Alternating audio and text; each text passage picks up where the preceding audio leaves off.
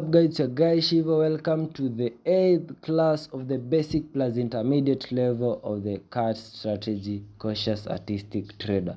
So in this class we're going to study the forex patterns. Okay, so in forex history repeats itself. First you draw the highs and the lows of the daily time frame, and then outline the resistance and the support trend lines. Okay, now we use price action and candlestick patterns to take our entries now. Okay, yeah, so forex patterns, you're going to start with the first one, which is the flag. Okay, the flag is a trend continuation chart pattern. Okay, so let me show you how we do it. Okay, so let me take my cursor first. So you can see that we have a post right from this point to this point, then we have like the flag now down to this point, and then price eventually breaks from here where we get the aggressive entry, and then when you have the pullback, now this is the conservative entry. So we enter from the conservative entry, which is the pullback or the retest of the last crease, then we continue up. So what we want to note for a flag, for example of a bullish flag, we want to identify the post, and then we identify the flag itself. That's a bullish flag. Now let's look at a bearish flag.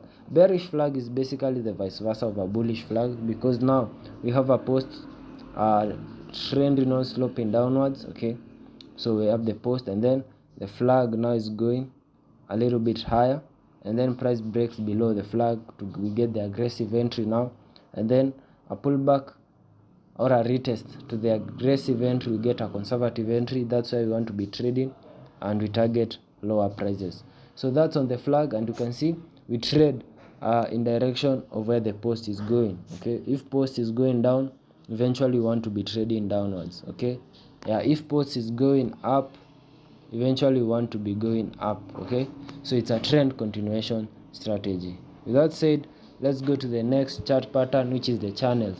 Now the channels is just like the flag itself from the bullish flag chart pattern or the bearish flag chart pattern. Okay, so the channel now is just the support and resistance trend lines, which have almost the same slope.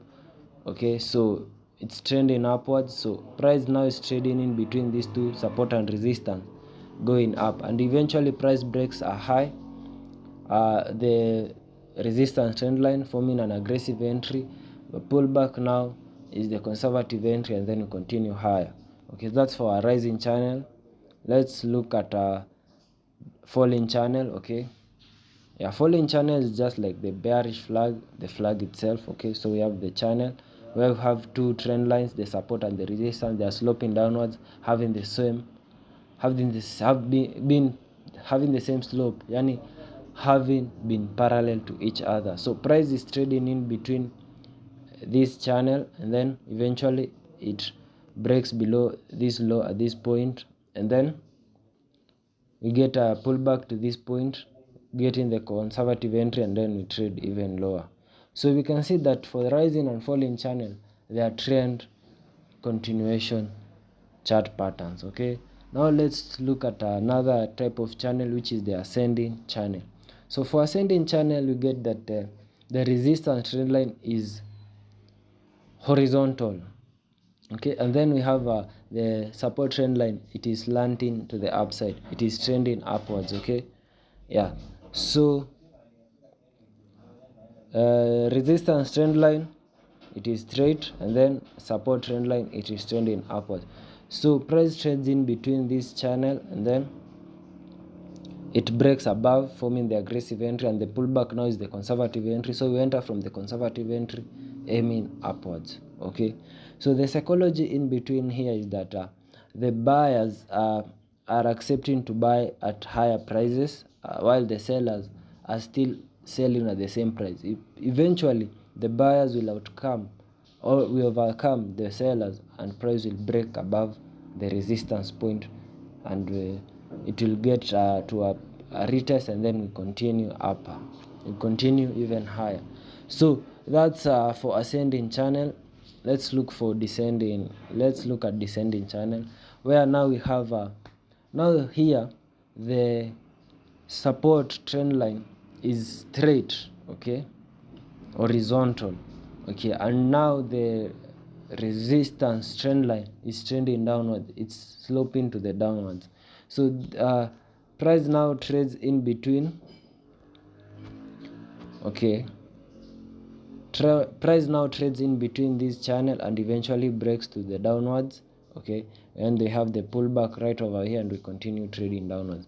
So the psychology in between here, it means that the sellers are accepting to sell at lower prices, while buyers are continuing to buy almost at the same price. So eventually the sellers will overcome the buyers and price will break even lower. Okay, yeah, so that's for the channel. So we also know that ascending and descending channel are for trend continuation. Price are for trend continuation. Okay, so like they are trend continuation chart patterns. Okay, now let's look at a little bit of a reversal trend, reversal pattern, chart pattern. Okay, like the head and shoulder.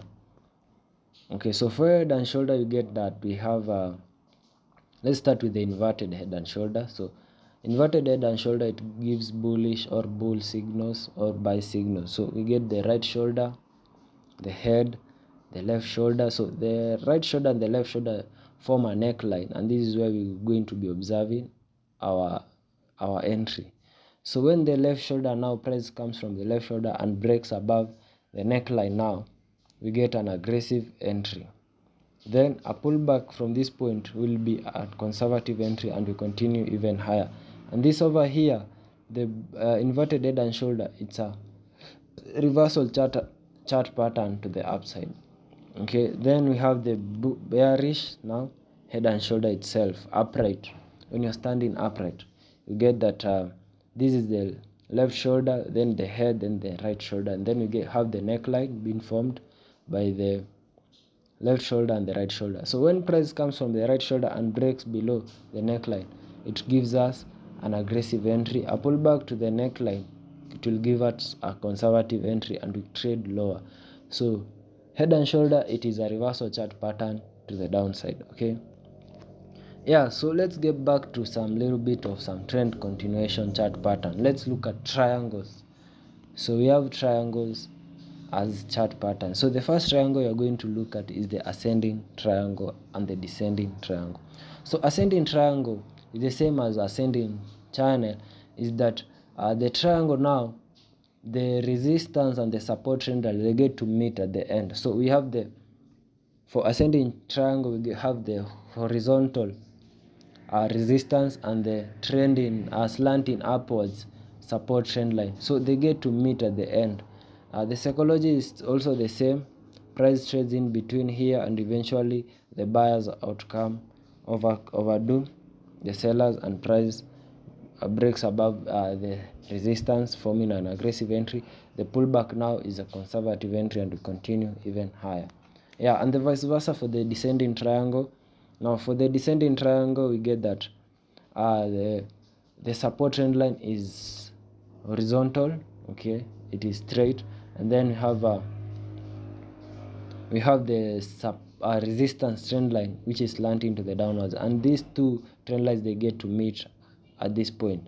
So these are triangle, it's not a descending channel. Okay, if they could have not met, it could be an descending channel, but because the support and the resistance trend line met, it's a triangle, it's a descending triangle. The same psychology.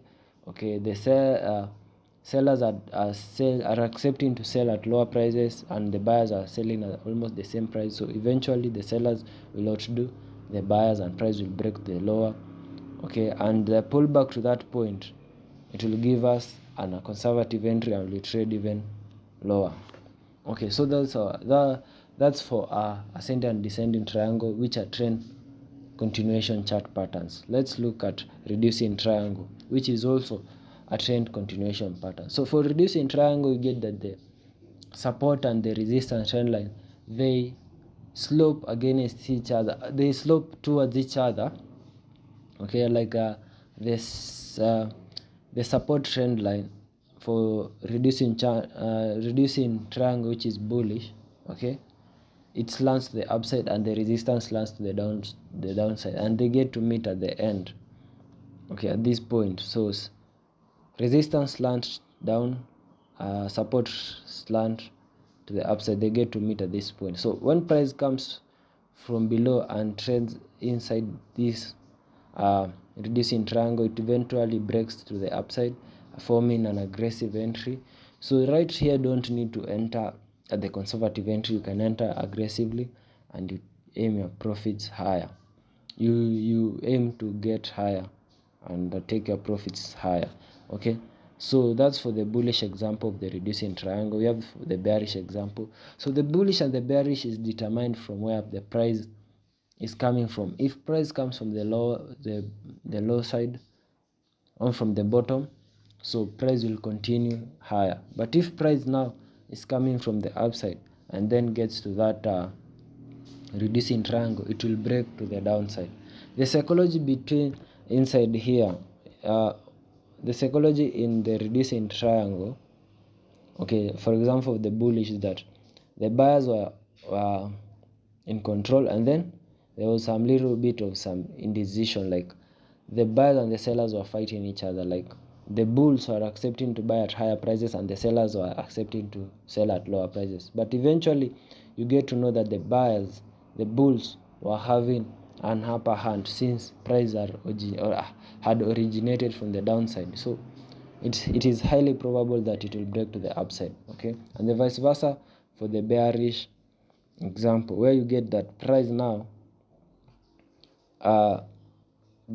is coming from the upside now, and then the sellers are accepting to sell at lower prices and the buyers are accepting to buy at higher prices. Okay, eventually price breaks to the downside, so you can just enter aggressively, because eventually price will go to the downside.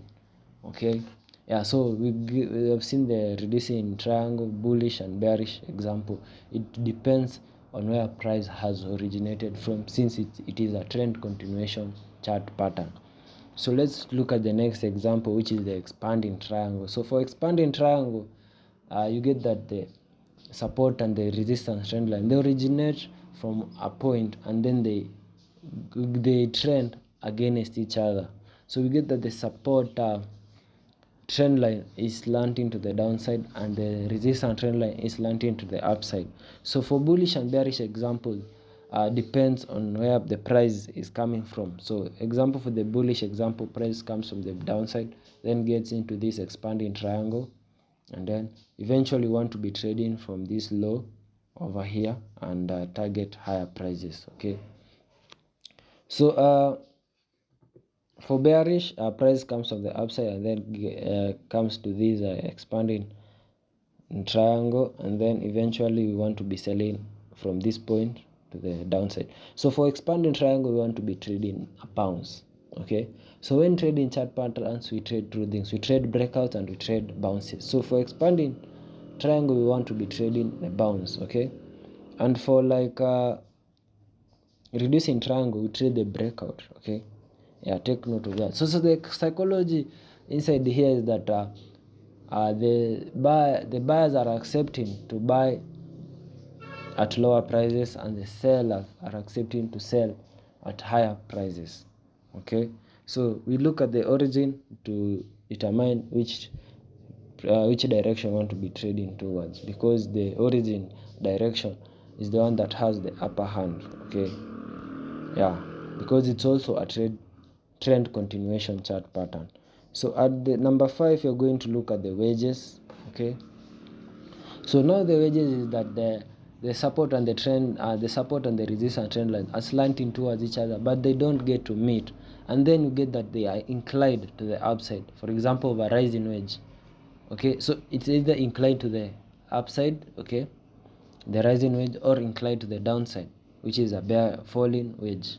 Okay, so a rising wedge, and for this case, price can neither break to the upside or downward. So for the wedge, we have it's neither a trend continuation or a trend reversal, so you just trade the breakout. Okay, yeah, so for a rising wedge, right over here, we have the bullish example. Price comes, now you get that the support and the resistance trend line are coming towards each other, but they inclined to the upside. So the one that has the upper hand is the breakout at the high, so aggressive entry, then the conservative entry, and then we aim even higher.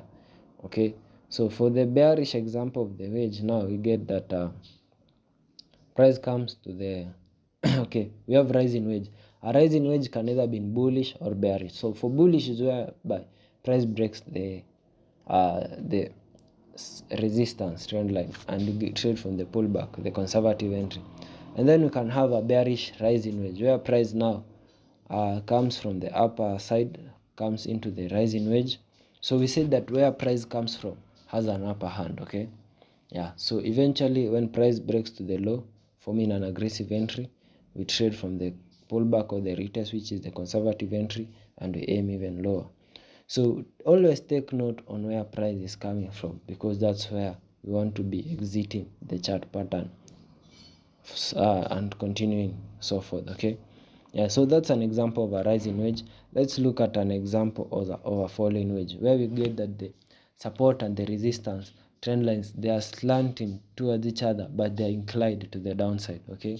So now price, for example, of a bullish falling wedge, where price now comes from the downside and into the falling wedge, where price now trades inside the falling wedge. Eventually when price breaks above the falling wedge, we get an aggressive entry, then the conservative entry. We trade from the conservative entry and we aim even higher. So that's for example of a bullish falling wedge. Now let's look at a bearish falling wedge.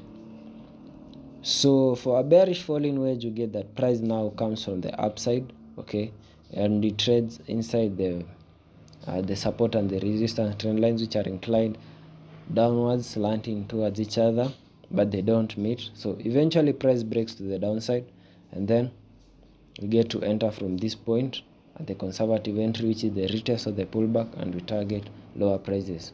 Okay, so with that said, let's get to another reversal chart pattern, which is called the double top and the double top and the double bottom. So in this case, you get the price comes for the double top. Price now comes from the low, from below, forms the first high, then forms like a higher low, and then it forms another high, which is almost the same as the previous high. And then we get that over here we get a candlestick pattern confirming a reversal downward. So we trade from this point and we aim to this point, which is almost the same as the low that made the first high. So that's for double top. Now let's look at double bottom, which is the vice versa of the double top. So you get that price comes from higher levels, and then from the first low, then forms like a lower high, sorry. From the first low, price forms a higher low. Is it a higher low? No, it's a lower low. Fuck. Okay, so price now forms the first low, then a lower low, then the second low. Now we get a candlestick pattern over here, and then price breaks above that point, then we get the conservative entry to the candlestick pattern over here. So that now we trade from the conservative entry or from the candlestick pattern, and we aim higher. The same case now, we're going to look at the triple top and the triple bottom. So we're going to be using the same criteria, okay? Yeah, so for triple top, it's also a reversal candlestick pattern. It's not candlestick, chart pattern, okay? So price comes from below, forms the first high to this point, this low, then the second high, which is almost the same as the first high, okay?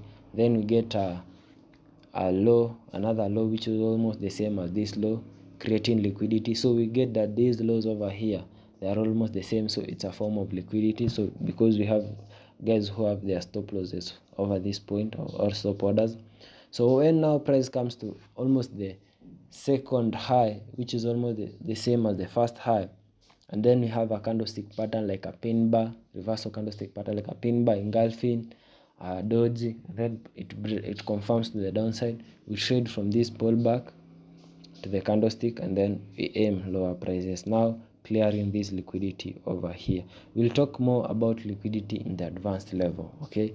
So make sure you join just my advanced level class, okay?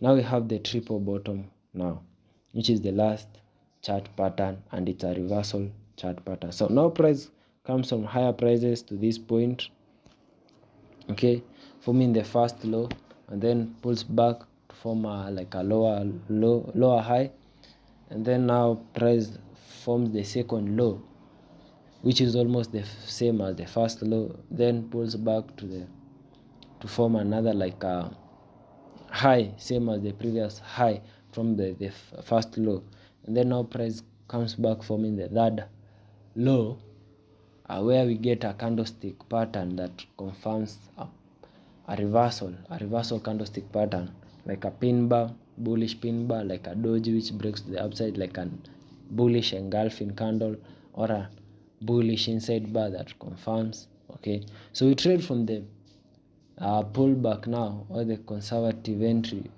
to the candlestick pattern, and we aim higher prices because this is a reversal chart pattern. So guys, that's all about the different forex chart patterns that I trade, and they work because history repeats itself. So you want to be trading the bounces or the breakouts, okay, and you want to be trading after the candlestick patterns have triggered or have formed a trigger, and then we have had like a retest, okay. Yeah, so you can either decide to be trading aggressively or conservatively, but the conservative trades, it's more highly probable, okay. So those are the different forex patterns that I trade. There are many forex chart patterns, but these are the most ones and the important ones. And these forex chart patterns, you want to be drawing them at the daily time frames, the H4 time frames, and slightly at H1 time frames. But remember, your entries should be at the lower time frames like M5 and M15. So with that said, guys, I'll I'll I'll I'll end the lesson at this point, and let's meet in the next class where I'll be showing you the real now on live chart, the chart patterns on the live chart, on the real chart now, and where I should be taking my entry, and where I should be taking my take profit, okay, and where I should be placing my stop loss, okay. So with that said, that's all for this illustration class. I'll see you now in the next class where I will illustrate the chart patterns on the real chart. So that said, bye. I'll see you in the next class.